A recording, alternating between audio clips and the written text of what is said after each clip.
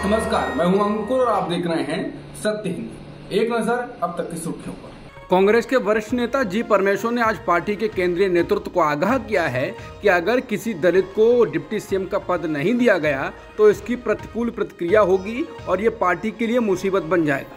बता दें 71 वर्षीय जी परमेश्वर जो कि एक दलित हैं, वो एचडी कुमारस्वामी के नेतृत्व वाली कांग्रेस जेडीएस गठबंधन सरकार के दौरान डिप्टी सीएम थे। बता दें कांग्रेस द्वारा सिद्धरमैया के मुख्यमंत्री और डीके शिवकुमार के एकमात्र डिप्टी सीएम होने की घोषणा के घंटों बाद उनकी ये चेतावनी आई है।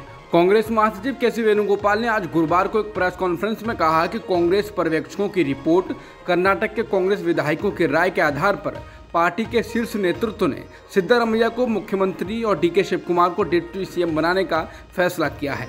हालांकि आज शाम बेंगलुरु में विधायक दल की बैठक में सारी औपचारिकता पूरी होगी। वेणुगोपाल ने कहा कि शिवकुमार संसदीय चुनाव के अंत तक पीसीसी अध्यक्ष के रूप में बने रहेंगे।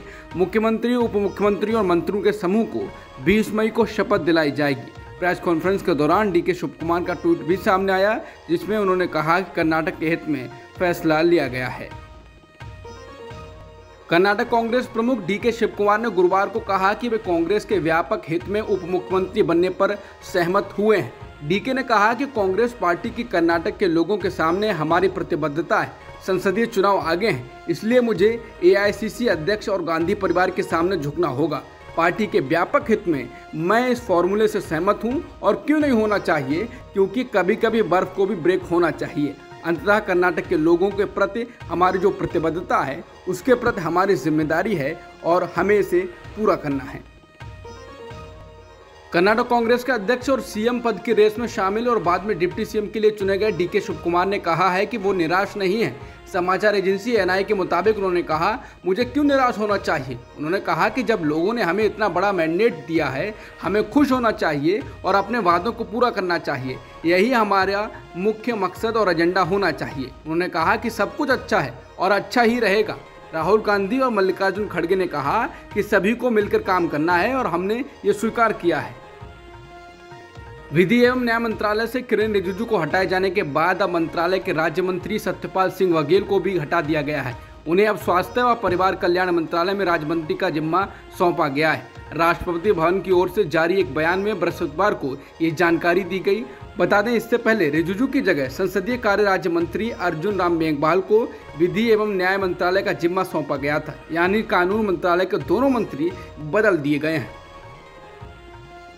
न्यायपालिका के खिलाफ बयानों से लगातार सुर्खियों में बने केंद्रीय मंत्री किरेन रिजिजू से कानून मंत्रालय ले लिया गया है। राष्ट्रपति भवन ने गुरुवार को एक विज्ञप्ति में कहा कि केंद्रीय मंत्री किरेन रिजिजू को कानून और न्याय विभाग से हटा दिया गया है और उन्हें पृथ्वी विज्ञान मंत्रालय सौंपा गया है। अर्जुन राम मेघवाल को रिजिजू के स्थान पर उनके मौजूदा विभाग के अलावा कानून और न्याय मंत्रालय में राज्य मंत्री के रूप में स्वतंत्र प्रभार सौंपा गया है। मेघवाल जो राजस्थान से हैं, संसदीय मामलों और सांस्कृतिक राज्य मंत्री भी हैं। कानून मंत्रालय से हटाए जाने के बाद किरेन रिजिजू ने गुरुवार को ट्वीट कर कहा कि प्रधानमंत्री नरेंद्र मोदी के दिशा निर्देश में विधि और न्याय मंत्री के रूप में काम करना उनके लिए सम्मान की बात थी और ये उनके लिए एक बड़ा मौका था। इसके आगे उन्होंने कहा कि हमारे नागरिकों को विधिक सेवाएं मुहैया कराने और न्याय के प्रशासन को सुनिश्चित करवाने में समर्थन देने के लिए मैं भारत के मुख्य न्यायाधीश डीवाई चंद्रचूड़, सुप्रीम कोर्ट के सभी जजों, उच्च न्यायालयों के मुख्य न्यायाधीशों और जजों, निचली अदालतों और सभी लॉ ऑफिसर्स का शुक्रिया अदा करता हूँ। शिवसेना यूबीटी के नेता संजय राउत ने गुरुवार को कानून मंत्रालय से किरेन रिजिजू को हटाए जाने पर प्रतिक्रिया दी। उन्होंने कहा कि केंद्र सरकार ने किरेन रिजिजू के प्रति न्यायपालिका के असंतोष को देखते हुए उन्हें कानून मंत्री पद से हटाया है। संजय राउत ने इसे न्यायपालिका की जीत कहा। समाचार एजेंसी पीटीआई के मुताबिक राउत ने कहा कि नरेंद्र मोदी सरकार में कोई भी नहीं है जो अकेले कानून मंत्रालय को हैंडल कर सके। उन्होंने कहा कि रिजिजू ने न्यायपालिका के साथ छेड़छाड़ करने की कोशिश की और उन्होंने मुख्य न्यायाधीश जस्टिस डीवाई चंद्रचूड़ का भी अपमान किया। उन्होंने कहा कि पूरी न्यायिक व्यवस्था मंत्री जी के खिलाफ थी और सरकार ने यह संज्ञान में लिया। ये न्यायपालिका की जीत है। बिहार के पूर्व मुख्यमंत्री राबड़ी देवी जमीन के बदले नौकरी के कथित घोटाले से जुड़े मनी लॉन्ड्रिंग के एक मामले में पूछताछ के लिए ईडी के सामने पेश हुई। वे ईडी के दफ्तर सुबह के 11 बजे पहुंची थीं। लंच के लिए 1 घंटे के ब्रेक के बाद दोपहर 2 बजे राबड़ी देवी की पूछताछ फिर से शुरू हुई। Prevention of money laundering act के तहत 68 वर्षीय राबड़ी देवी का बयान दर्ज किया गया। पिछले कुछ महीनों में ईडी राबड़ी देवी के बच्चों तेजस्वी यादव, मीसा भारती, चंदा यादव और रागिनी यादव से पूछताछ कर चुकी है। सुप्रीम कोर्ट ने बिहार में जाति जनगणना पर पटना हाईकोर्ट के स्टे ऑर्डर को हटाने से इनकार कर दिया है, यानी कि कोर्ट के इस आदेश के बाद बिहार में जाति जनगणना पर रोक जारी रहेगी।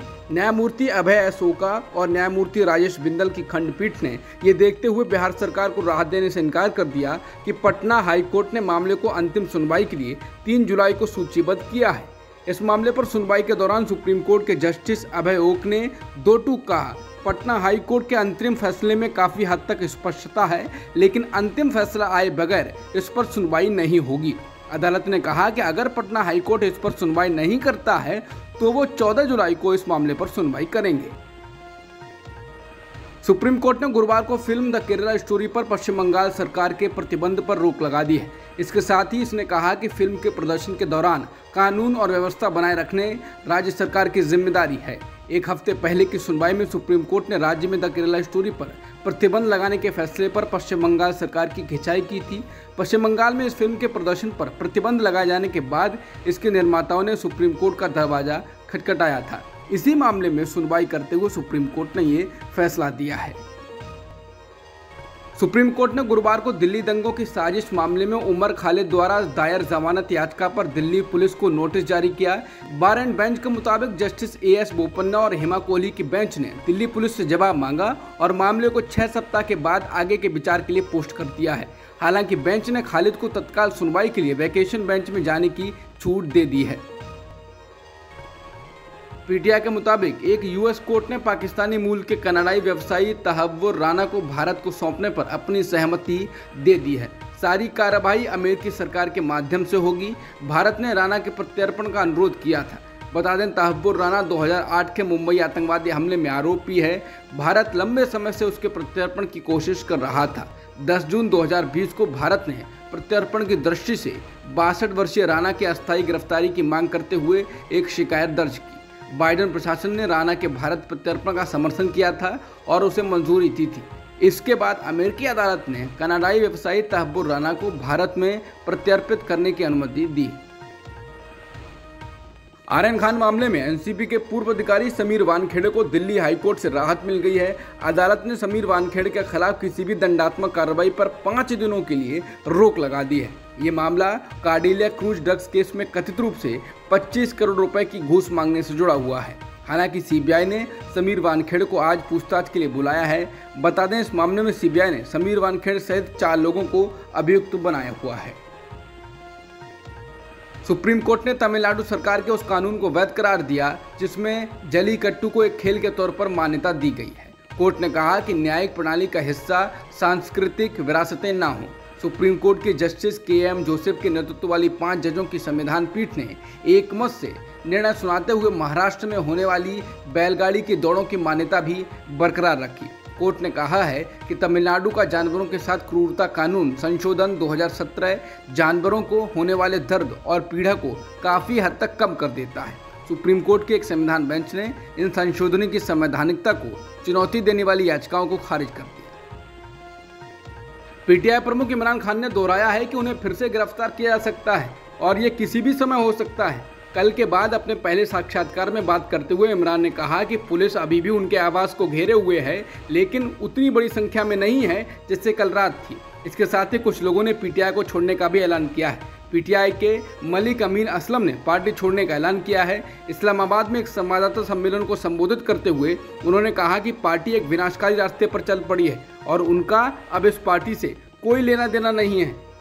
पीटीआई के प्रमुख इमरान खान ने सत्तारूढ़ गठबंधन पर सबसे बड़ी राजनीतिक पार्टी के खिलाफ सेना को खड़ा करने और पाकिस्तानियों के बीच नफरत फैलाने की साजिश रचने का आरोप लगाया है। इमरान ने चेतावनी दी है कि इससे देश का विघटन हो सकता है। इमरान ने कहा कि पीडीएम नेताओं और नवाज शरीफ जो लंदन में फरार हैं कम से कम चिंतित हैं कि क्या देश के संविधान को अपमानित किया गया है। इमरान ने कहा कि राज्य संस्थानों को नष्ट कर दिया गया है और यहाँ तक कि पाकिस्तानी सेना भी बदनाम है। वे केवल लूटे गए धन को बचाने के अपने निहित स्वार्थों की तलाश कर रहे हैं। पीटीआई प्रमुख ने दावा किया, मैं एक भयावह सपना देख रहा हूं कि देश एक आसन्न आपदा की ओर बढ़ रहा है। अब तक की खबरों में इतना ही। बाकी खबरों के लिए बने रहिए सत्यहिंदी.com के साथ।